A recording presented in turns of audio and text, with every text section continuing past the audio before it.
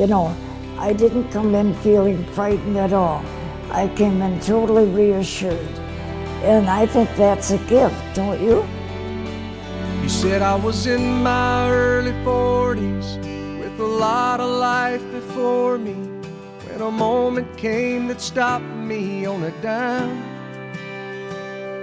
I spent most of the next days looking at the x-rays, talking about the options and talking about sweet time. I asked him when it sank in that this might really be the real end. How's it hit you when you get that kind of news? Man, what'd you do? And he said, I went skydiving, I went Rocky Mountain climbing, I went 2.7 seconds on a bull named Blue Manchu.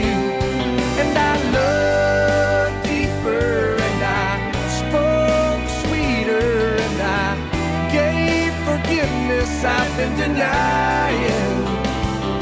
And he said, someday I hope you get the chance to live like you were dying.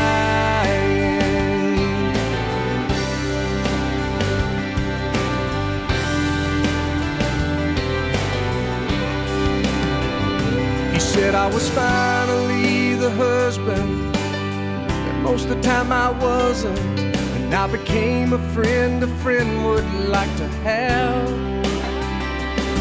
And all of a sudden going fishing wasn't such an imposition, and I went 3 times that year. I lost my dad. Well, I finally read the good book, and I took a good long hard look at what I'd do if I could do It just, all again.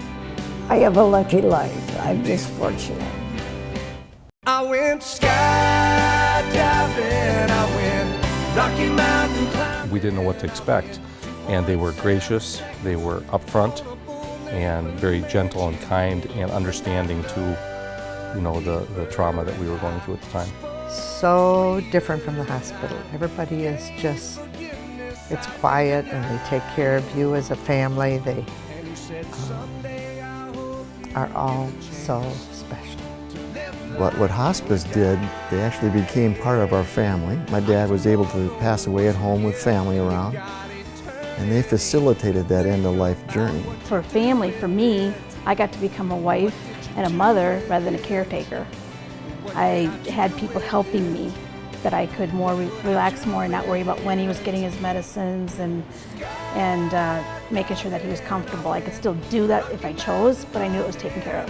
We're trying to figure out what the heck to do, and Nancy says, well, I'm going to call the hospice because they said I should. And the nurse says, I'll be over. And he was 40 minutes away. He drove there, that time of night. He came in, he knew exactly what to do. All of a sudden, the whole family kind of relaxed. And he said, someday I hope you get the chance to live like you were dying. To live like you were dying. To live like you were dying. To live like you were dying.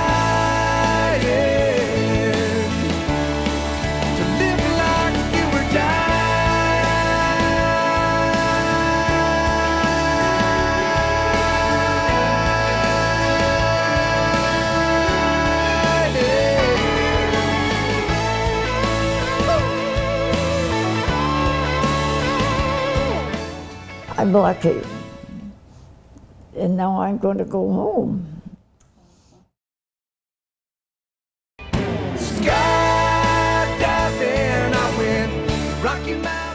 Before he came in here, he had said to me, I am not going to hospice to die, I am going there to live.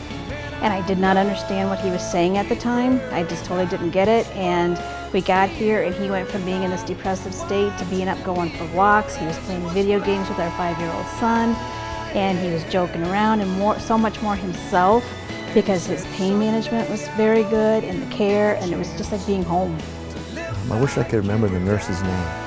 because I can see her face. She was there at the funeral as well. So they're there before, during, and after. He did some really amazing things when he was there, and they were just so good. So you don't know how good they are until you've been in that kind of experience.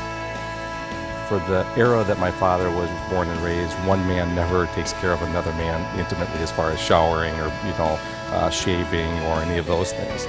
But Neil came in and built a rapport with my father and truly became his closest friend before Dad passed away.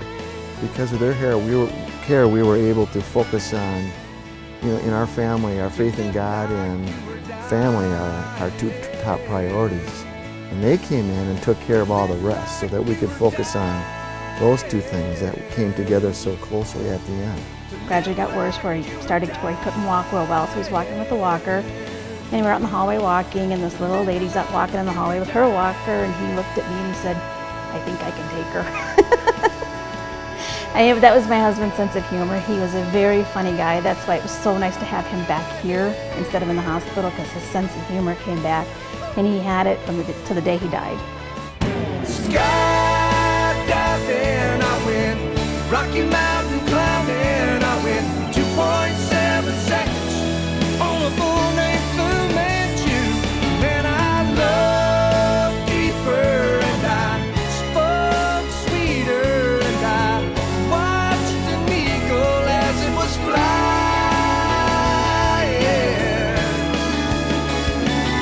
And he said, "Someday I hope you get the chance to live like you were dying, to live like you were dying, to live like you were dying." It was probably one of the most saddest things I ever experienced, watching my father die. But at the same time, to share that spiritual journey with him and our family was something I'll never forget.